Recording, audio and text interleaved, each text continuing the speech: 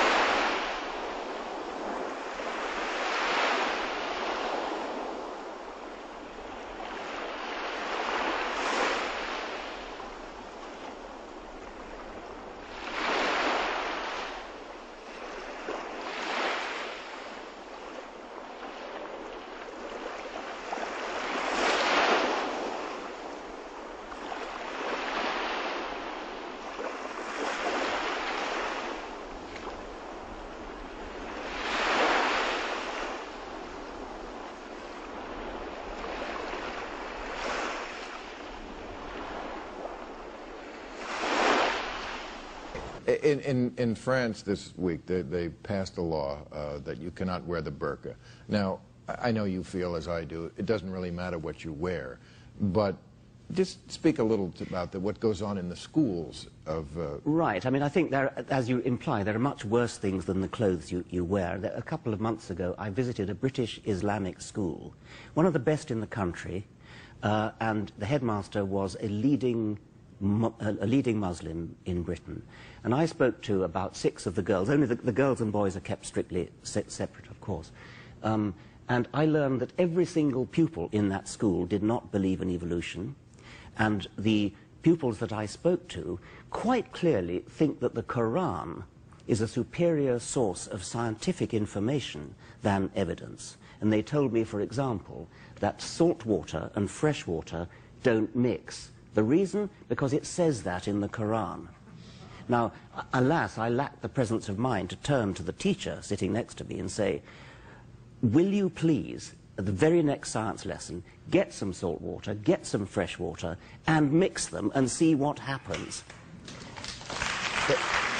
Well... And my guess is that even if she did that, and sure enough they would mix, they still would believe the Quran, because the Quran takes precedence over fact, evidence. Whether water is salt or fresh, shit floats. Thank you so much, Professor. Thank you very much. Please stay around for overtime. Richard Dawkins.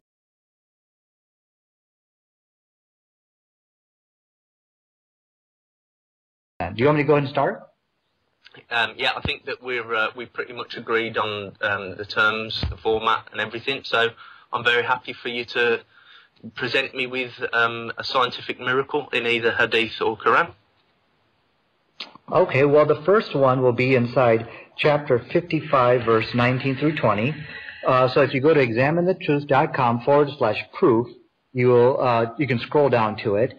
And it says over here, it is he who has let loose the 2 seas meeting together. Between them is a barrier which none of them can transgress. Now, the question is here, what does science agree with this, that there is a barrier in the seas? And that's absolutely right. In fact, science calls this the picnic line.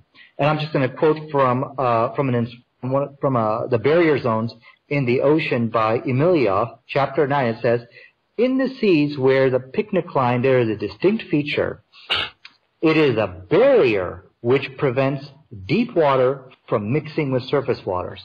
Now, the question I have for you is, well, the choice of words used in the Quran, which agrees with modern science. Now, that in itself doesn't, as I made it very clear, doesn't make it a miracle, because, you know, we could pass it off as a coincidence. But if you see this happening over and over and over again, now that can't be a coincidence. So anyways, can you go ahead and answer that question which I posed to you? Yeah, okay. So, first thing I suppose to do is if you define what you mean by a barrier. The word there, Arabic word is barzakh, and it literally translates to barrier. And science is also saying, yes, there are barriers in the seas, which is a picnic line. Okay, so am I correct then in if is your claim that there are 2 seas and between them there is some kind of barrier and the 2 seas, neither of them move across the barrier? Okay, now when you talk about neither of them move across this barrier, the Quran doesn't go into that kind of specifics. But I don't think you answered my question. I asked the question, well, the choice of words used in the Quran. Now, again, that doesn't make it miraculous just by this one fact alone. But well, the choice of words used in the Quran, which agrees with modern science. Well, we're still at the stage where we're trying to determine what the words are that were chosen. So my question is a barrier between 2 waters something that the water does transgress across the barrier into the other sea, or doesn't?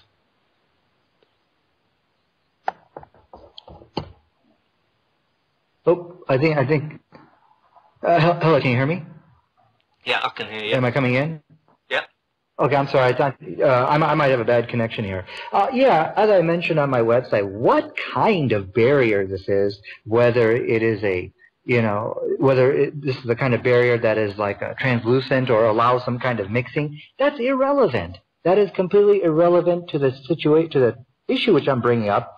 And you're saying that we are trying to determine what words are used there. I'm giving you the words. I'm going to give it to you again. The word for barrier in Arabic is barzakh. And what science today tells us is that, yes, there are barriers in the sea.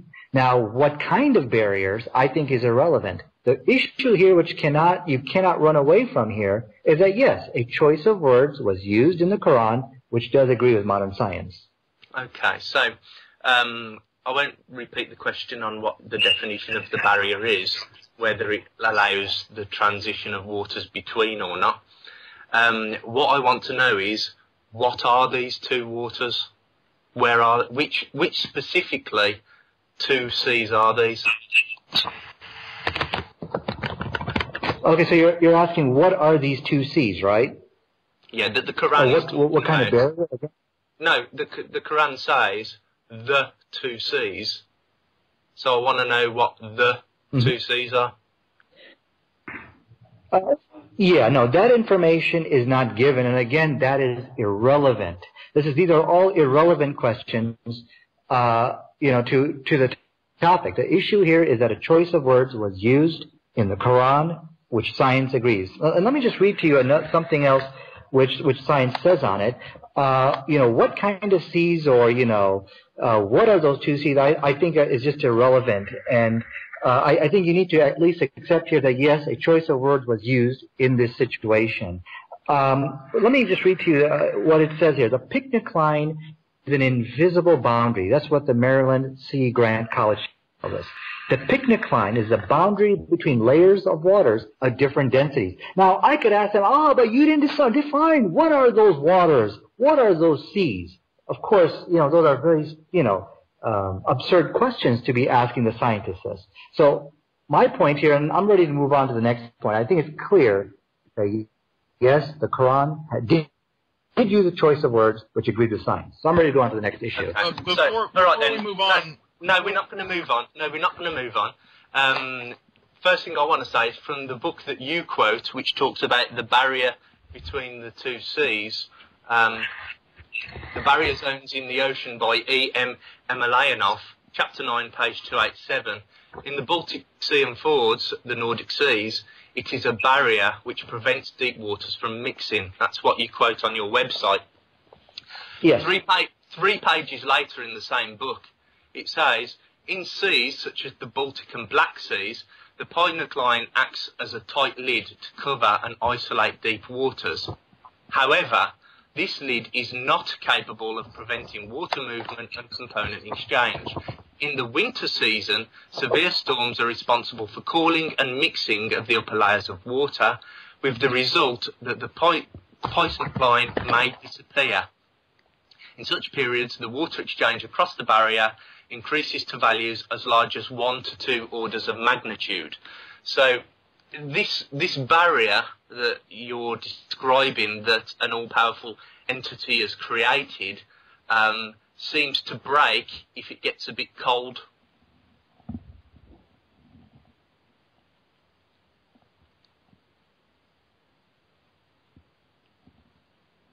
I guess you're asking me is, why does the barrier break and why is it mixing? Is that what you're asking me? No, an all-powerful being created a barrier between two waters and thought this was so good that he would mention it completely out of any kind of context whatsoever, even though the barrier is really rubbish, because as soon as it gets cold, the barrier breaks.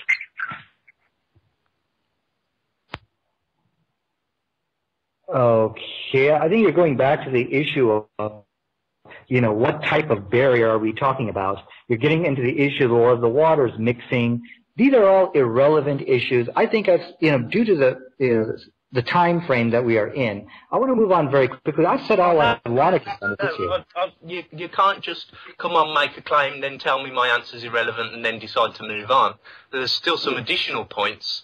In the Quran 1860, apparently Moses will not cease until he reaches the junction of the two seas. I don't know if Moses was going swimming underwater in the Baltic Sea at the time, but the Quran says that he won't cease until he reaches them.